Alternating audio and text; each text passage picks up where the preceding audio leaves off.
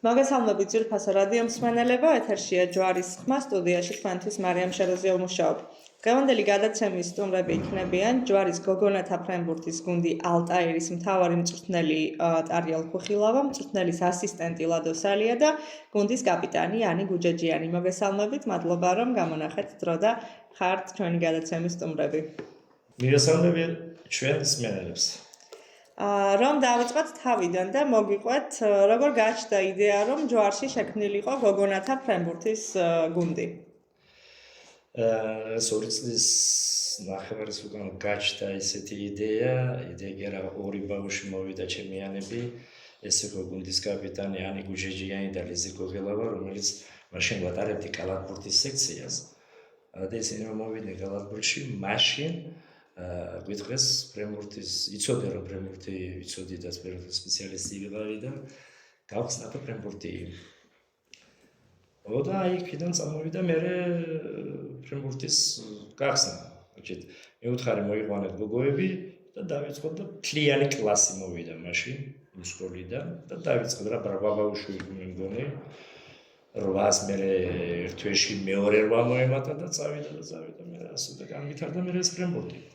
სამეგრელოში არც ერთს არ აქვს გუნდი, ჩვენ ვართ პირველი სამეგრელოში, რომელიც გოგონათა ფრენბურთის გუნდი როღავს. ძალიან სასიამოვნო და მისასალმებელია ეს ფაქტი. ანისთან გადავალ თქვენის ნებართვით კითხვით, რადგან ახსენეთ რომ ანი მოვიდა თქვენთან მეგობართან ერთად იდეით რომ შექმნილიყო ესე ვთქვათ ფრენბურთის გუნდი. ანი შენ თვითონ საიდან გაგიჩნდა ეს იდეა და რამ გამოიწვია ის სურვილი რომ გეთამაშა ფრენბურთი? ჩემ ნათესავთან ერთად ლიზა გოგელავასთან, იგივე ბიძაშვილთან ხშირად ვთამაშობდი სახში ფრენბურთს რა. ხო და ერთ დღეს მოვიდა ამ ფრენბურთის სათამაშოდ და მითხრა რომ ჯვარში იხსნებოდა ეს გოგონათა ფრენბურთის გუნდი და მითხრა რომ ეს ტალანტი რაც მე მქონდა ამ თამაშის არ უნდა გაფლანგულიყო და შემოთავაზა რომ შევსულიყავით. ანუ თავიდან ყოფმანობდი, იმიტომ რომ მეგონა რომ სწავლაში ხელშემიშლიდა და არ მინდოდა შემოსვლა, თუმცა იმ წუთში, როდესაც ნახე აქაური გარემო და აქაური მწვრთნელები, იმ წუთიდანვე შემიყვარდა ეს საქმე. ეცი რა მითხარი, რომ აქვთ ხოლმე ის მომენტი, რომ გოგოა და ბურთთან რა უნდა გოგოა და რა მისი საქმეა, ეს მომენტი თქვენიათ, თუნდაც ოჯახის წევრებს ან შენს მეგობრებს გარშემო? ანუ ოჯახის წევრებს და მეგობრებს გარშემო არა, იმიტომ რომ ყველანაირ საქმეში გვერდში მიდგარან, თუმცა იყო ერთხელ ესეთი მომენტი, როცა მაღაზიაში შევდიოდი, ანუ ფრენბურთისთვის მინდოდა რაღაცების ყიდვა. ანუ ფეხსაც მგონი არ მოსულ ზუსტად და ანუ გამყიდველმა გაიგო, რომ ფეხბურთზე დავდიოდი. და ანუ დაიწყო რაღაცები, რომ გოგო ხარ და ფეხბურთში დადიხარო რა არ არის გოგო საქმე, მაგრამ მე ვუთხარი რომ ფრენბურთზე დავდიოდი და მე თქვა რომ ანუ ფრენბურთი კიდე ხო ანუ ნაზი სპორტიაო და კიდე უფრო ხდება გოგოს. მაგრამ ანუ ძალიან სტერეოტიპული აზროვნება აქვს რა მით უმეტეს ძველთაობას და ფიქრობენ რომ რავი გოგო ბურთთან არ არის ლობას, მაგრამ ასე ვფიქრობ მე. თქვენი მასწავლებლები და მწვრთნელები როგორ ფიქრობენ, საინტერესოა. ამბონია ეს ახლა გააჩნია ვინ როგორ უყურებს ამას, რომ სპორტი ეს არის ჯანსაღი ცხოვრების მიზანი და თავარი არ არის ყველა სპორტსმენი და ყველა პროფესიონალი რო გამოვიდეს. აქ ჯანმრთელობაა პირველ რიგში და თუ გამოვიდა ბავშვი ახლა ნებისმიერი რა ვიცი ახლა მშობლებს მართლა მადლიერი ვარ ფრენბურთის გოგოთა მშობლები რომელიც გვერდზე მიდგნენ.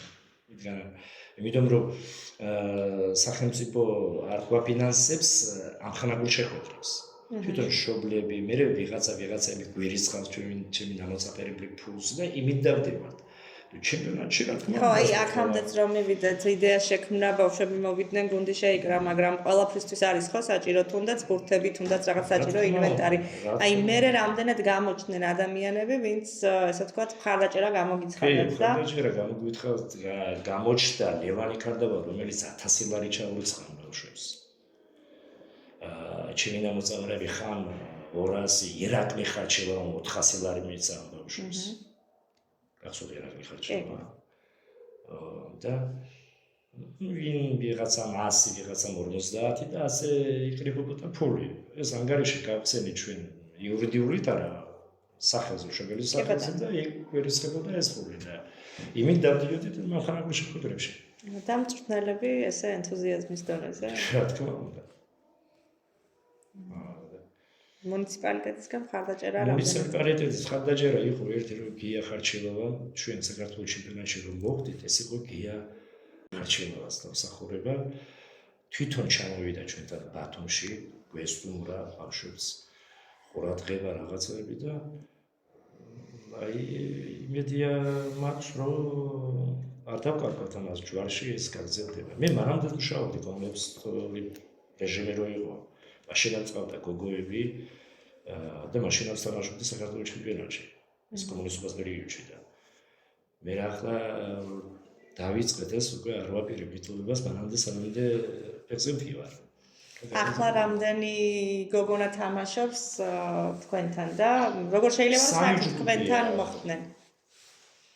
ახლა არის 3 ჯგუფი, პირველ ჯგუფში არის 14 ბავშვი, მეორე ჯგუფში არის რაღაც 14 ბავშვი და მესამე ჯგუფში არის 12 ბავშვი, ანუ დაახლოებით 50-მდე ბავშვი დაკავდა ამ სახეობით, ანუ ჩვენ გვაქვს ჩვენი გვერდი, ჯვარის გოგონათა ფრენბურთის გვერდი, რომელსაც დროსაც შეგვიძლია ნებისმიერ სულ შევიდეს და ნახოს ის თუ სად ვიყავით, რადგანზე დავისხდ და სადამდე ავედი და რომ სადამდე ავედი ნიშნავს. ასაკობრივი შეზღუდვა თუ გაქვთ?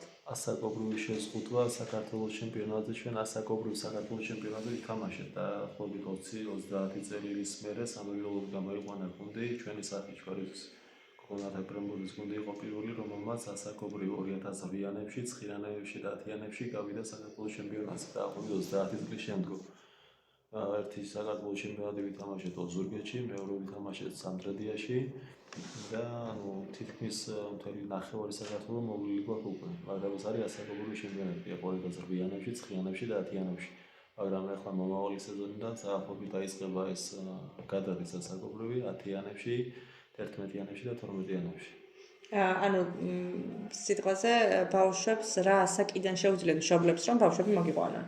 უფრო პატარა ასაკიდან დაახლოებით 2012-იანები, 13-იანები, 14-იანები საყვანა უკვე შეიძლება, იმიტომ რომ 2008-იანები და 9-იანები თავიანთ ასაკს უკვე ამთავრებენ და მათი თამაში უკვე ამ ასაკობრივ ლიგაში არ შეიძლება, ანუ უმაღლესი ლიგაც არის საქართველოში, მაგრამ ასაკობრივ ლიგაში უკვე მომავალი წლიდან ესენი თავიანთ ფუნქციას გარღვევენ და ანუ დაბლიდან უფრო 2013-იანები, 14-იანები, 15-იანები უკვე ნელა შეიძლება ამ ბავშვების მიღება. და ნებისმიერ დროს არის შესაძლებელი ჩართვა თუ კონკრეტულად აი სასწავლო წლის დასაწყისში უნდა მოვიდნენ?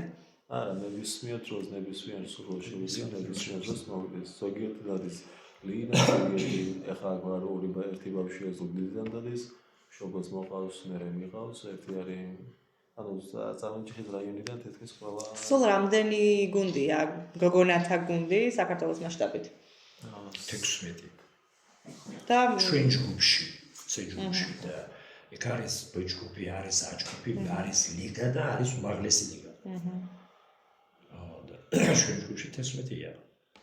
და მოკლედ ჯვარიდან რომ უბრალოდ სამეგრელოდან რომ ერთადერთი გუნდი ფუნქციონირებს და ეს ჯვარშია მართლა ძალიან აღსანიშნავია და ძალიან ბევრი ადამიანი უნდა ამოგიდგეთ მხარში, იმიტომ რომ ეს ყველაფერი მაინც გვინდა არ გვინდა არის ფინანსებთან დაკავშირებული. აი განვითარების გზებზე რომ გითხრათ, დავიწყეთ სადღაცას პატარა დარბაზში და როგორ მივაღწიეთ ამდენ წარმატებას. ფაქტიურად რომ კონდეს პირობები, ჩვენ ბიჭებისაც გავხსნით. პატარა ბაჭრობს ავიღავდით, გავხსნით, მაგრამ არა გვაქვს პირობები, იატაკი არ მაქვს ჩემი დარბაზის.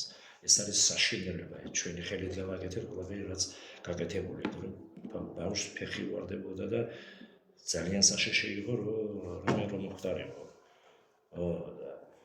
თუ იქნა და თუ გავიგეთ სად არ აქვს დაწერილი, სად არ აქვს მისული, მაგრამ მაინც ყურადღება მოლია და რა ვიცი, შედეგები ახლა ჩვენ გვაქვს პირდაპირ ფედერაციამ დაგპატიჟა თბილისში. ფედერაციის დარბაზში იქნება საარჩევნო, ნაკრები არ აყავთ 10-იანები და 11-იანები და 9-იანების, ზუსტად ალბათ მე მგონი გაახსენდათ რომ ბათუმში თვითონ ფრენბურთის ფედერაციის პრეზიდენტი გავიცანეთ იმედავად და დაგპატიჟეს ახლა იქიდან შეიძლება შანსი აქვს ჩვენ ბავშვებს, ჩვენ გოგოებს 3-4 ბავშვი რომ მოხდეს ნაკრებში. შანსი აქვს. 99% 4 ბავშვი და მოხდეს ნაკრებში. იმიტომ ყოველდღიურად მაქსიმალურად საკეთებენ ბავშვები ვარჯიშს. აი რა არის ის, რაც ახლა ყველაზე მეტად სჭირდება თქვენს გუნდს? დაფინანსება. აი რომ არ ვილაპარაკოთ თანხაზე, კონკრეტულად რა გჭირდებათ? ხო არის რაღაცა სიტყვაზე ბურთია, ინვენტარია, ფორმა? რა თქმა უნდა, ბურთიც გვინდა, ფორმაც გვინდა, ამას ახლა ბაჩო კანტარია მან გუგლებს 1000 ლარიანი სამუხლეები და ფორმები. აი დაახლოებით რა თანხაზეა იქნებ ვიღაცა გისმენს და გამოთქვა სურვილი რომ დაეხმაროს თქვენს გუნდს. ჩვენთვის ახლა საფხულისთვის გვჭირდება ზღორები ტარდება ქობულეთში ყოველი წელიწადი ეს ბავშვი ჭირდება როგორც თევზ წყალი. ერთკვირიანი. ამას ჭირდება საცხა 2-3000 ლარი. და რამდენი ბავშვი ჩაერთება მთელი გუნდი? მაშინ ჩაერთება მარტო უფროსი გუნდი, 14 ბავშვი. ესაგებია. მიღწევებზე რომ გითხრათ და წარმატებებზე. დაწყებიდან დღემდე. პირველი ოფიციალურად თავიდან როცა დაიწყო და როცა გაიხსნა საერთო შეჯიბრება, პირველი ამხანაგური თამაში ჩავატარეთ ზუგდიდის გუნდთან. ჯერ იყო ამხანაგური თამაშები არტილანი, იმიტომ რომ პირდაპირ ტურნირზე გასვლა ცოტა მოგესალმებათ. რთულია ჯერ დავიწყოთ ამხანაგური თამაშები, აქ რაიონში მოგესალმებათ როგორ გონადა ფრანგების გუნდი არ არის რაიონში კი არა სამეგრელოში ზოგადად ჭირს. მაგრამ მოძებნე ზუგდიდში 1-2 გუნდი რომელთაზეც თამაშებოდი და პირველი ოფიციალური ტურნირი საიდანაც დაგვირეკეს იყო 2021 წლის 16 დეკემბერი, ეს იყო ზამთრის თასი ბათუმში, სადაც მონაწილეობდა 16 გუნდი, თბილისიდან იყო 10 გუნდი, ქობულეთი და ჩვენც ვიყავით რა თქმა უნდა. როგორც კი დაგვირეკეს ჩვენ ოფიციალურად მივიღეთ მონაწილეობა ჩვენ სასპორტო ცენტრის დაქვემდებარებაში ყოფილი გუნდი ვართ, სასპორტო ცენტრმა გაგვიწია შუადღეობა, წავედით ქალაქ ბათუმში 4 დღის განმავლობაში ვიყავით იქ. 16 გუნდი და ჩვენ ავიღეთ მეხუთე საფრთხე ადგილი, მოუგეთ ქობულეთს, მოუგეთ თბილისის 51 სკოლას და მოუგეთ კიდე თბილისის ხუთი თამაშიდან 3 მოვიგეთ და 2 დავთვალეთ. მე გავედით მეხუთე საფრთხე ადგილზე და ბათუმი იყო ის პირველი შეჯიბრი, სადაც ჩვენ მივიღეთ მონაწილეობა 2021 წლის დეკემბერში და მადლობა სულთეს ჩვენ რა თქმა უნდა ბათუმის იმისთვის რომ მოგვიწია. შემდეგ უკვე ჩვენი ეს მიღწევები და ზოგადად ეს ჩვენი ფრენბურთის ურთიერთობა გაგრძელდა, რადგან ოფიციალურად საქართველოს ჩემპიონატში, ოფიციალურად საგობრიო ჩემპიონატში მონაწილეობა მივიღეთ ქალაქ ოზურგეთში, სადაც ვიყავით 3 დღის განმავლობაში. შემდეგი შეჯიბრი იყო სამტრედიაში, სადაც ვიყავით იქაც ბელგიის თამაშებში 4 დღის განმავლობაში, შემდეგ იყო ისევ გურიაში, შემდეგი თამაში იყო ქობულეთში, შემდეგი თამაში იყო ისევ ბათუმში 2ჯერ გავხდით, 2ჯერ ვიყავით. ახლა ჩვენი მთავარი მიზანი არის ისევ ასაკობრივი ჩემპიონატი, რისთვისაც ვემზადებით 9-იანები, 10-იანები, 11-იანები. ფაქტიურად ნახევარი საქართველოს შემოვლილი გვაქვს, ნახევარი საქართველოს დარბაზებში თამაშები გვაქვს, მაგრამ ახლა თბილისიდან რო დაგვირეკეს, კიდევ ახლა როგორც თავარომ თვითონმა თქვა, ეს არის იქნება ბავშვების არჩევა ნაკრებისთვის, რადგან ჩვენ დაგვირეკეს და გვითხრეს რომ უნდა ვითამაშოთ ფედერაციის დარბაზში. ფედერაციის დარბაზში ყველა გუნდი ვერ ითამაშებს, ან ხდება ან ბავშვების არჩევა, ან რაღაცა ისეთი მნიშვნელოვანი ღონისძიებები, რომელსაც ყველა გუნდს არ შეუძლია რა თქმა უნდა იქ მიიღოს მონაწილეობა. როდესაც ბათუმში ჩვენ ვიყავით ზამთრის თასი ერქვა ამ შეჯიბრს, მაშინ ფედერაციის წარმომადგენლები იყვნენ, ჩვენ ფოტოები ყველაფერი გადავიღეს და გვითხრეს რომ ყველანაირად ხარს დაუჭერდნენ ჩვენს გუნდს, იმიტომ რომ სამეგრელოდან ეკასმარცანა რომ დაახლოებით 30 წელია რომ გუნდი არ ყოლია სამეგრელოს არანაირი მასა და როგორც თავარიზოლელის იქ იყო და გვესმოდა რომ ანუ როდესაც გავიგეთო რომ ანუ წარმოიჩიხა ჯვარი გამოაცხადეს ჩვენ ვიფიქრეთო რომ იქნებოდა საშინელი ამ თამაში და არც ყურება გვინდოდა, მაგრამ ისეთი პირველი ვაზე ქობულიც მოუგეთ, თბილისსაც მოუგეთ და რო ნახეთო თამაშები მივხვდით რომ უკვე ანუ წამოვავნენ რა თქმა უნდა ამ რაიონიდან და ჩვენ ყველანაირად ხარს დაგიჭერთო ამ საკითხსა და შემდეგ იქნა იყო რა თქმა უნდა რაღაცა დარგოლებები რა ყველა გუნდს რომ აქვს პირობები ეს პირობები ჩვენ არ გვაქვს დარბაზის რთული აქ ისეთი ვარჯიშები გააკეთო რომ აი სხვა გუნდთან შედარებით, მაგრამ ეს ბავშვები მაინც მაქსიმუმს ცდილობენ და ჩვენი თავარი მინიმუმი რაც იყო საქართველოს ჩემპიონატზე მოხვედრა იქ უკვე ვართ საქართველოს ჩემპიონატზე.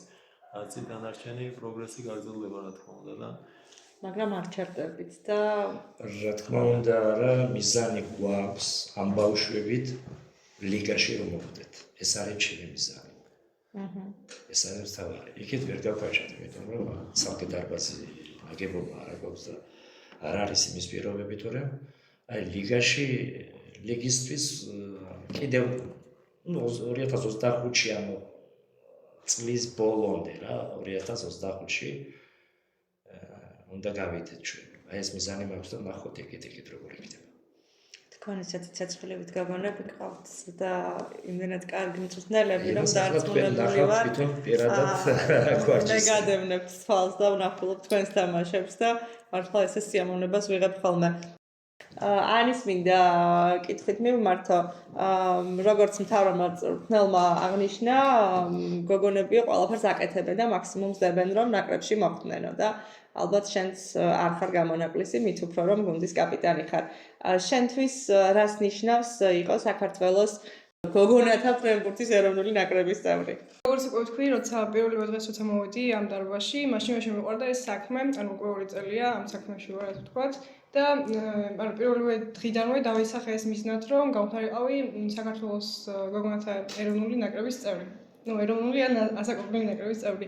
და ანუ ძალიან დიდი იმედებს ვამყარებ ჩემ თავზე და ძალიან დიდი იმედებს ვამყარებენ ასევე ჩემი მწვრთნელები და არ მინდა რომ გავუცრო იმედები. და ვაპირებ მომავალში რომ ანუ შემდეგ წელს უკვე მოვაპარაკებული ვარ მშობლებთან რომ გადავიდეთ თბილისში და იქ მინდა რომ გავაგრძელო ეს სპორტული კარიერა და მინდა რომ ჩემი მომავლის საქმე ვაქციო. ანუ ფიქრობ შენ ცხოვრების პროფესია დაქციო. ძალიან მაგარია. სამომავლო გეგმებზე რომ მოგვიყვათ, გარდა იმისა რომ ემზადებით ნაკრებში, რაც შეიძლება მეტი რაოდენობით მოსახვედრად. და რას ვფიქრობთ კიდევ, რა გვაქვს გასაკეთებელი? გასაკეთებელი ბევრია, მაგრამ ვცდილობთ რომ აი დახმარებაში რა რომ ცოტა პირობები რომ შევიხდას და დარბაზი რომ გქონდეს, უფრო მეც მოვინდომებთ, უფრო მეც გავაკეთებ და უფრო მეტ ბავშვებს ნაკრებში, მაგრამ არა გვაქვს იმის პირობები რომ ეს ახლა ჯვარიდან 3 და 4 არა, ერთი რომ მოხდეს, ეს უკვე დიდი მიღწევა ნაკრებში რომ მოხდეს. თავისთავად. და ვისაც ესმის, რომ არის ეს რას ნიშნავს. რა თქმა უნდა, დახმარება გვჭირდება, გვერდზე დგომა გვჭირდება, ვის რა შეუძლია, ვის როგორ შეუძლია. ყველაფერი თანხებზეა დამოკიდებული, ხო იცით, ეს არ არის ჩვენ მედალადო იმდენი ფული გვაქვს დახარჯული ჩვენ პირადად ფული, რომ გაგვიყვანა ეს ბავშვები, რომ წაგვიყვანა ეს ბავშვები, რაღაცა გვენახა და თვითონ რა თქმა უნდა ბავშვების დამსახურებაც არის აქტორები მარტო ჩვენი არა.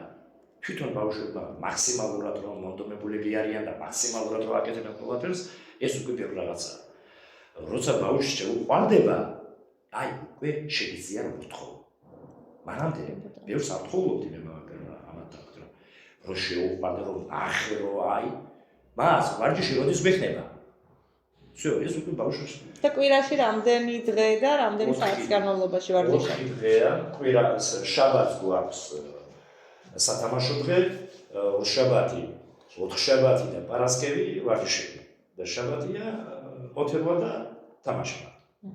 ეს პირველ ჯგუფთან და მეორე ჯგუფთან აქვს სამშაბათს, ხუთშაბათს და შაბათს. ანუ ყოველდღე დარბაზში. ანუ ყოველდღე დარბაზში ხართ. კვირის გარდა.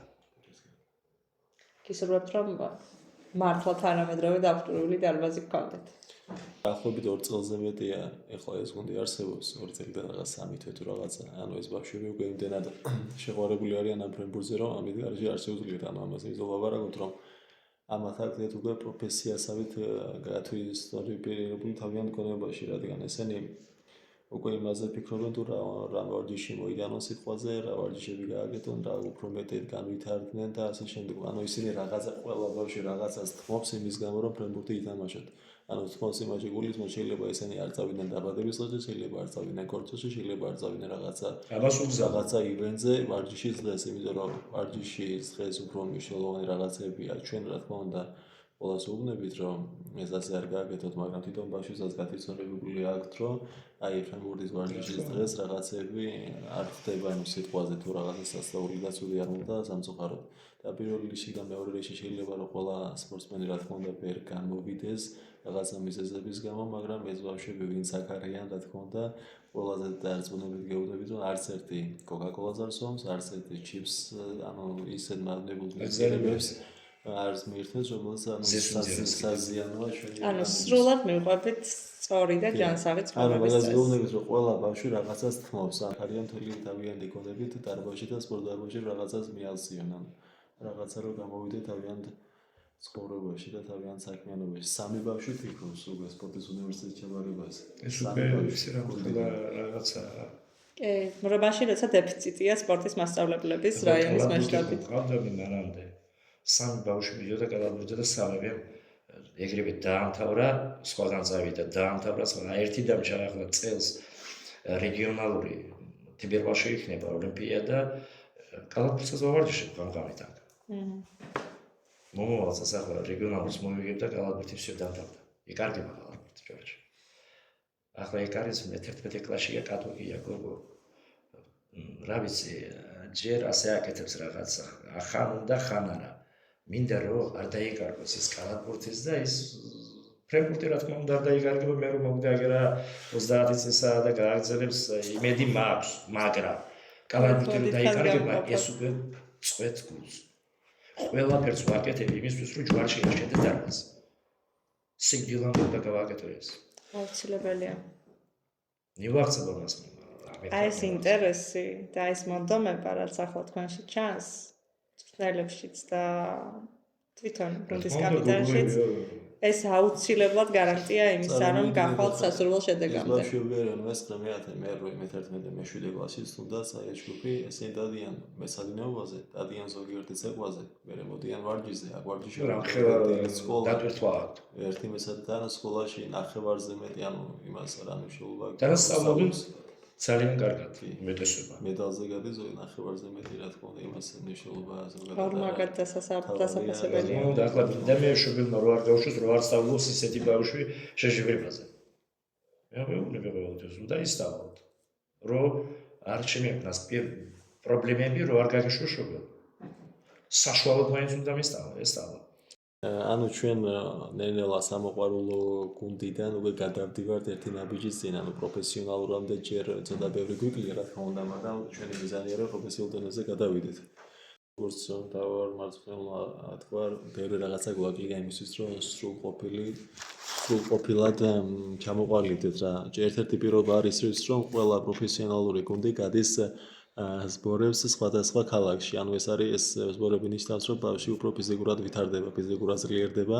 დაახლოებით ეს არის ან ერთგვარიანი, ან 10-ღიანი. ჩვენ სამწუხაროდ არ გვაქვს მაგის შესაძლებლობა, ჯერჯერობით არ გქონდა, რომ წასულიყავი სხვა ქალაქში ამ ზბორების გასამართად. ამიტომ ჩვენ მოიფიქრეთ ესეთი რაღაცა, რომ ჩვენს სტადიონზე, რომელიც ახლახან აშენდა ახალი სტადიონი არის, რომელიც არის აღჭურვილი ტრენაჟერობით და სხვადასხვა სავარჯიშო ინვენტარით, ყოველ დილით 8 საათზე, 1 კვირის 10 დღის განმავლობაში ყოველ დღე 8 საათზე ვიწყებდით ვარჯიშს სტადიონზე, ეს იყო სირბილი, ეს იყო რბენა, ეს იყო ფიზიკური მომზადება, რადგანაც ვინიშნავდით ბავშვი რამდენ წუთს დარბის, როგორი გულისცემა და ამ შესახებ, ანუ ჩვენ იმ პირობის გათვალისწინებით რაც გვაქვს აქ ჯვარში და რაც გვაქვს ამ მომენტში, მაგის გათვალისწინებით ვცდილობთ რომ ეს აქ ჩავატარო წესით.